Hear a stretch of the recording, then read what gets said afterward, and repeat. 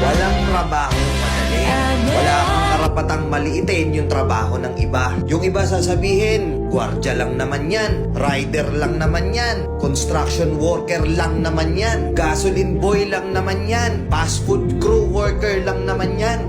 Pucha, nagkaroon lang tayo ng maganda-gandang klase ng trabaho. Akala na natin kung sino na tayong entitled sa mundong to. Minamaliit natin yung mga taong mas mabababa yung sa atin.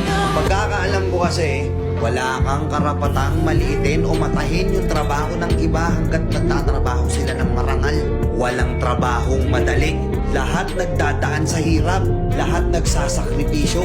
Kaya kung iniisip mong porket maganda-ganda yung trabaho at malaki-laki yung sinasahod mo, mamaliitin mo na yung mga trabaho ng mga taong nagtatrabaho na mas maliit yung sahod sa'yo.